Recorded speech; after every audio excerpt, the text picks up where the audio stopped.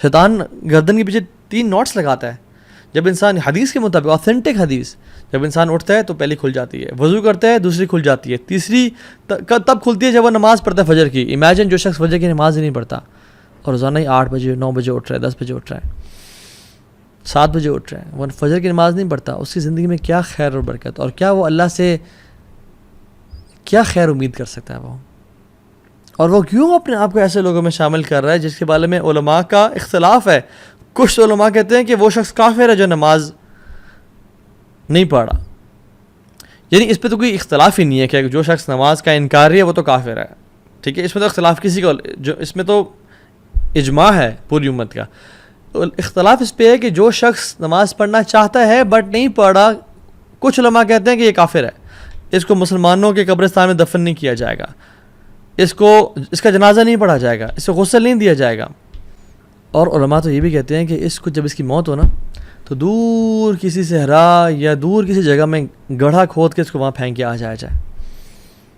اور دوسرے علماء کیا کہتے ہیں کہ کیا یہ بڑا نیک انسان ہے؟ نہیں, جو اختلاف ہے وہ ہے کہ یہ بہت بڑا کافر نہیں ہے تو فاجر ہے.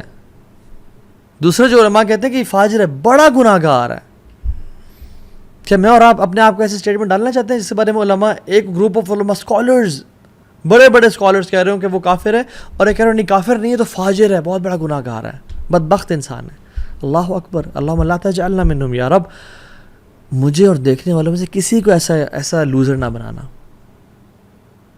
محمد بن قاسم رحمہ اللہ جب اس ایریا میں آئے تھے نا, سب کانٹیننٹ کو فتح کیا تھا انہوں نے, اور جب انہوں نے اسلام کو پھیلایا تھا تو ہمارے گریٹ گرینڈ فادر نے اسلام قبول کیا تھا, تو آج ہم مسلمان ہیں.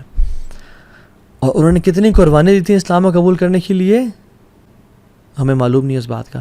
اگر ان کو بتا دیا جائے کہ آپ کی آنے والی نسلوں میں سے کوئی شخص ایسا ہوگا جو نماز مس کرے گا فجر کی, جو عشاء نہیں پڑھے گا, جو کبھی کبھی عصر اسکپ کر دیا کرے گا, ان کو یقین ہے کہ میری اولاد ایسے ہو سکتی ہے جو نماز نہ پڑھے.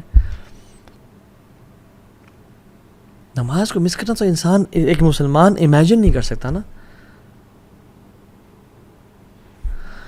یوسف علیہ السلام کی جو خوبصورتی ہے نا, جس نے نہیں دیکھی وہ یوسف علیہ السلام کی خوبصورتی کو مس بھی نہیں کرتا, اور جس نے نماز پڑھنے کی میں لذت کو نہیں دیکھا وہ نماز پڑھنے کو پھر مس بھی نہیں کرتا.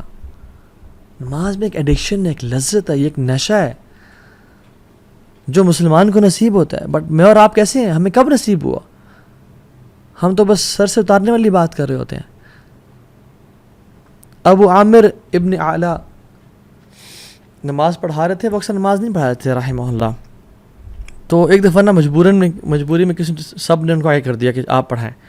تو ان نے پیچھے مڑے, جیسے حرم کے امام ہیں نا, اور جو امام نماز پڑھا تو کہتے ہیں نا استووا واعتدلوا, ٹھیک ہے, تو انہوں نے کہا استووا, سیدھے ہو جاؤ, straight up, straighten your lines. تو وہ بے ہوش ہو گئے. ان کو اگلے دن ہوش آیا, اور جب لوگوں نے کہا کہ آپ بے ہوش کیوں ہو گئے, آتھینٹک واقعہ ہے, انہوں نے کہا کہ جب میں نے کہا نا سیدھے ہو جاؤ, تو مجھے خیال ہے کہ قیامت کے دن اللہ تعالیٰ مجھ سے سوال نہیں کریں گے کہ اے ابو عامر, تو کبھی سیدھا نہیں ہوا میرے سامنے, تو لوگوں کہہ رہا سیدھا ہو جا. What position do you have to call people be straight in lines when you were not straight in front of me. حالانکہ وہ اتنے نیک لوگ تھے اور وہ بے ہوش ہو گئے. میں اور آپ, ہم کتنے ٹیڑھے ہیں اللہ کے سامنے. ہماری تنہائیاں کیسی ہیں, ہمارے پبلک لائف کیسی ہے, ہمارے دوستوں کے ساتھ کنورسیشنز کیسی ہیں, ہمارے واٹس ایپ چیٹس اور انسٹاگرام کے ڈیمز کیسے ہیں. عبداللہ بن زبیر جب نماز پڑھتے تھے اور جب رکوع کرتے تھے تو اتنا لمبا رکوع کرتے کہ جو پرندے اوڑے ہوتے نا دور بیٹھے ہیں, اتنی دیر سے ایک اسٹیٹکنس وہ دیکھتے تو پرندے ان کے اوپر آ کے بیٹھ جاتے. دس از اے پیس آف راک اور اسٹیم آف ٹری. اور جب وہ گھر میں آتے تو سب ان کے آنے سے خاموش ہوتے کہ ایک سائلنس, ایک روپ تھا ان کا. تو گپ شپ لگاتے, ہنسی مذاق کرتے, سب بات کرتے. جب وہ نماز پڑھنا شروع کرتے تو لوگ گپ شپ لگانے شروع ہو جاتے, ان کی فیملی والے, ان کی بیوی بچے, کیونکہ انہیں پتا تھا کہ اب اس کا تعلق اس دنیا سے نہیں رہا. ناؤ ہی از ڈسکنیکٹ, ہی کی ناٹ لسن ٹو اس. اس کا تعلق ابھی الملک الجبار اللہ رب العالمین سے ہو گیا. میں اور آپ, ہم نمازوں میں ہر چیز ہمیں یاد آ جاتی ہے, ہر چیز کو ہم نوٹس کر رہے ہوتے ہیں.